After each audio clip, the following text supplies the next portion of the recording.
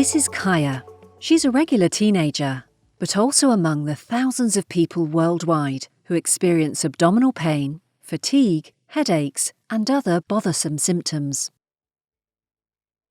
Kaya goes to her GP, or general practitioner. To find out what's wrong, her GP decides that Kaya should see a specialist, a gastroenterologist, or GI. With him, Kaya answers more detailed questions and has a thorough physical exam to assess her height, the depth of her fatigue, and the frequency of her headaches, abdominal pain, and general ill-being. Suspecting an underlying condition, the GI orders blood tests. Kaya's blood is tested for total IgA antibodies, signs of iron deficiency anemia, vitamin D deficiency, and abnormal liver enzymes. The clinical laboratory also measures levels of tissue transglutaminase IgA, or TTG-IgA, using the Celiac IgA test. The result? 106 ELIA units per milliliter, over 10 times the upper limit of normal.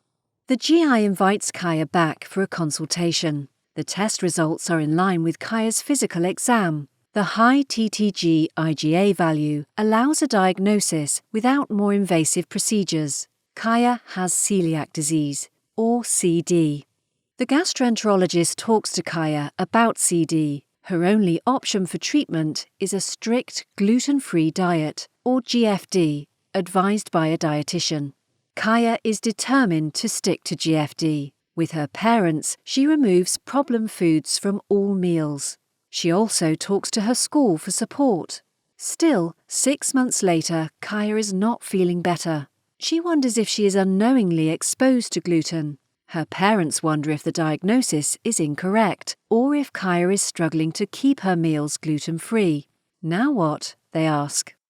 This is a gap in the treatment of CD patients. In interviews by Thermo Scientific in 2019, Prevent CD experts who monitor patient adherence to GFD agree that the objective testing of adherence is an unmet need, and that access to such testing would improve CD treatment and patient quality of life.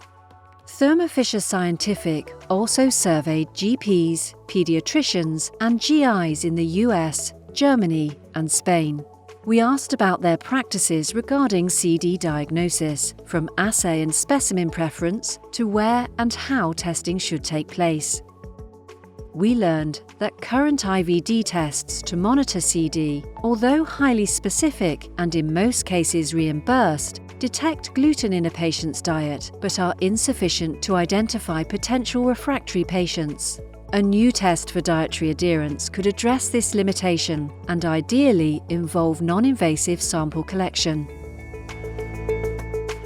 Among the advantages they listed were the less invasive stool or urine sample needed and the quick and direct determination of gluten intake. The majority believe that patients would accept the test as a simple, fast, and effective evaluation of the link between symptoms and gluten exposure. Concerns raised included that the cost of testing without reimbursement may limit use and that some patients may shy away from stool samples. Finally, a minority of respondents felt that testing may imply distrust about patient compliance. And so, today we'd like to collect insights from you during this focus group meeting. Our vision is to meet the needs of healthcare professionals, patients, and laboratories in facilitating CD management and GFD monitoring.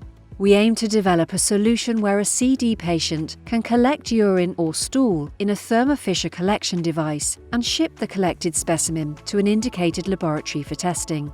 The patient then discusses the result with their GP or GI after they receive a fast and direct laboratory report.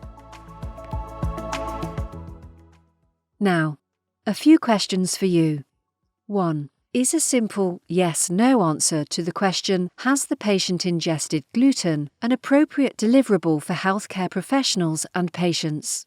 2. What pain points and unmet needs would you anticipate in our envisioned approach to monitor a GFD? 3. What would be a preferred specimen to collection? from a healthcare professional and patient perspective. And 4. Which testing setup would best address healthcare professionals, laboratory and patient needs? Home sampling with laboratory testing, point-of-care testing, or all-at-home testing?